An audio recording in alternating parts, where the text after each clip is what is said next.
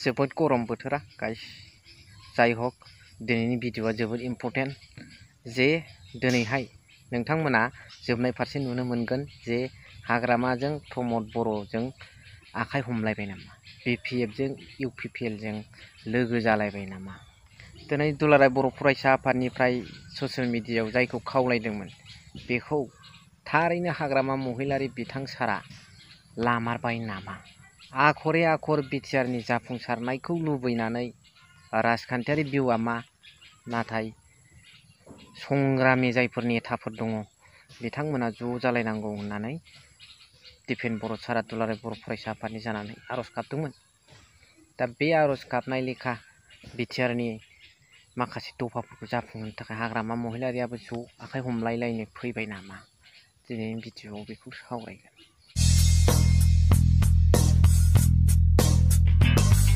যে আমি regional party সকলে একগোট হৈ পেলাই চৰকাৰ বনাব লাগে। বিপিএফ দলৰ হৈ বা বিটিচি বাকী ৰাইজৰ হৈ মই আপিল কৰিছোঁ যেনে ৰিজনাল পাৰ্টি বুলি ক'লে বিপিএফ আমাৰ ইউপিপিএল গণ সুৰক্ষা পাৰ্টি বা এজিপি বা যিমান মানে ৰিজনাল পলিটিকেল পাৰ্টি আছে আমি সকলে একগোট হৈ পেলাই বিটিচি চৰকাৰ কৰিবৰ কাৰণে মই সকলোকে আহ্বান জনাইছোঁ। যদি ইয়াত কোনোবা নেশ্যনেল পাৰ্টিয়ে যদি ইয়াত শাসন কৰিব লগা হয় তেতিয়াহ'লে বিটিচিৰ অস্তিত্ব নাথাকিব।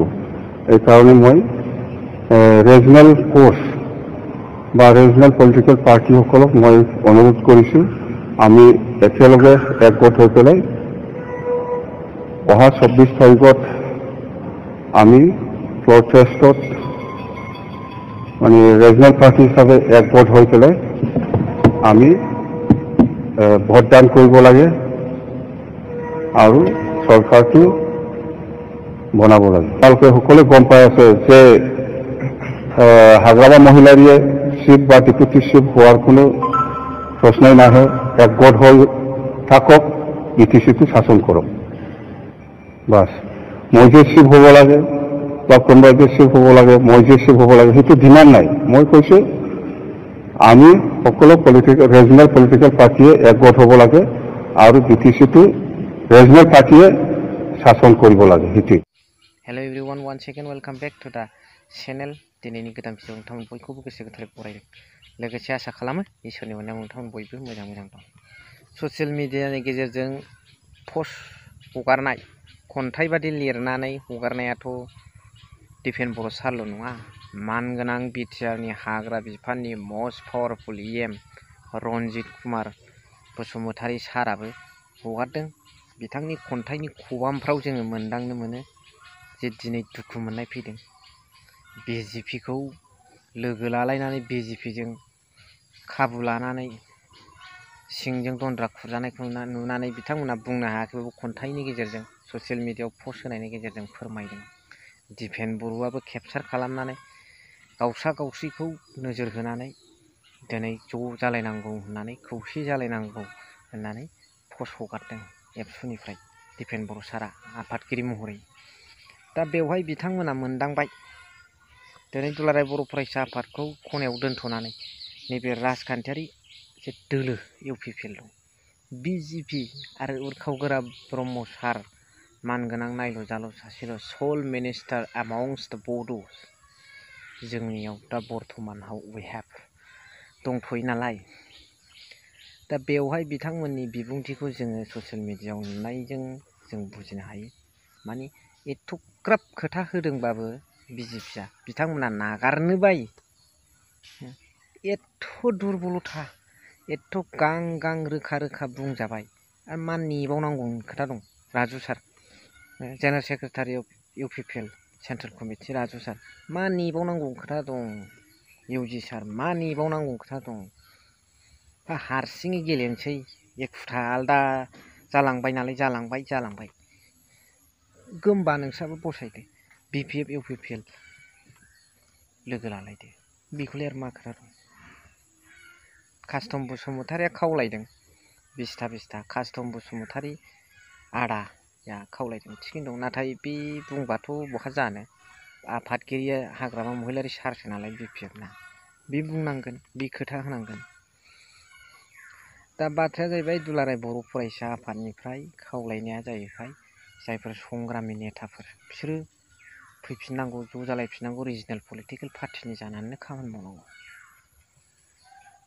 बे इंगितखौ दिपेन बर' सारनि खोथाखौ नाहरोब्ला मानि संग्रामि नेताफ्रा गासिबो गोलैहैबाय सोरबा हाग्रामा महिलारि खाम्फा सारमोन रेवरेवा गासिबो थांनाय गोग्लैहैजोब्बाय BJP थांनायानो होन। दा बेवहाय दिपेन बर' सारनि थांखिया जाहैबाय BTRनि दफाफ्रा जाफुंनांगौनि सार्थ'आव जौगानांगौनि सार्थ'आव मावफुंजानांगौनि सार्थ'आव। दा बे BTR होननाय लोगो लोगोनो नों हाग्रामा महिलारिखौ खनायाव गारहरखादो। बे BTR होननाय लोगो लोगोनो बिनि जायनाखि आइडिय'ल'जि हाग्रामा महिलारि बिथां सारनि BTR होननाय लोगो लोगोनो बे आखाइ हमफैनायाव गैखाया। बे आउट जाखाबाय गोजानाव थाखाबाय बियो बेयाव मालाबाबो फैखाया बे। दा आरो दिपेन बर' सारनि थांखिया BTRनि बेफोरखौ मावफुंजानायसो हाग्रामा महिलारिया BTCखौ लाबोफिननाय बेनिया आलादा आदर्शआनो मिलायखाया बोरै खौसेनि खोथा जानांगौ जाजानो लुबैदोंमोन जों रायजो राजाफ्राबो गासिबो। दिपेन बर' सारनि नोजोर बोनाया बेसो हाग्रामा महिलारिया फैनानै UPPLजों ज' जालायनो बा UPPLआ रिजाइन होनानै हाग्रामा महिलारिजों ज' जालायनानै खामानि मावनाय बे इंगितखौ दिपेन बर' सारा बोआखै एकर्डिं टु मि आंनि मोन्दांथियाव बिथाङा बोदों जाहैबाय जायफोर नेताफ्रा दा एलायन्सआव NDA एलायन्सआव बर'फ्रानो बर' लिडारफ्रानो बर'निफ्रायनो संग्रामि नेताफ्रा UPPL आरो BJP ज' जानानै खामानि मावदोंमोन नालाय BJPनिफ्राय बर'निफ्राय नेताफोर दं नालाय बैसोरखौसो बोबोहरनायनि इंगितखौ दिपेन बर' सारा होदों। हाग्रामा महिलारिनि खोथाखौ बिथाङा गोजानाव दोनदों आरो ओरैबायदि बुद्धि BTRखौ रायखांनाय लोगो लोगो हाग्रामा महिलारिखौ डाइरेक्ट जानगाराव दोननाय जाखाबाय। खारन हाग्रामा महिलारिया दिनैसिम आजोलुके हाग्रामा महिलारि डाङरिया BTR कौन बिसरा नाय जुदि हाग्रामा महिलारि डाङरिया शिव जुदि হব লাগে তেতিয়াহ'লে BTCৰ শিৱ হ'ব BTR নহ'ব।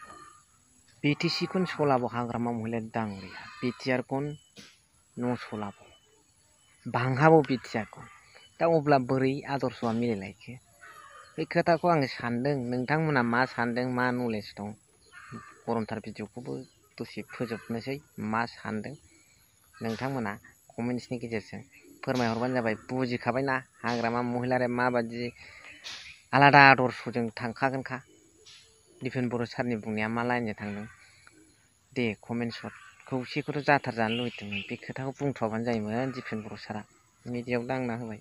थारमाने दिपेन बर' सारनिफ्राय माने हाग्रामा महिलारि सारनि टिमखौनो नांखाथारा आरो ना मारै बैसोर थांखांनाय रेवरेवामोन सोरबामोन थांनायखौसो बोबोफिननानै ज' खौसेयै सरखार सालायनानै BTRखौ मावफुंनाय आरो BTCखौ जुदि हाग्रामा महिलारिया बोलो होयोबा बिथांमोनाबा सापर्ट दंना गैया आरो ओरैनो सापर्टिं लेटारबो हराखै होननानै हाग्रामा महिलारि सारा बुंखादों मिथि दावथिं स' रायजो राजाफ्रा मा होनो रायजो राजाना जै नालाय डेम'क्रेसिया बाय दा पिपोल फर दा पिपोल अफ दा पिपोल नालाय दे हरबानो जाबाय आंनि नाम थाबाय थेंक इउ सै थेंक इउ भेरि माच फर वाचिं लाभ इउ।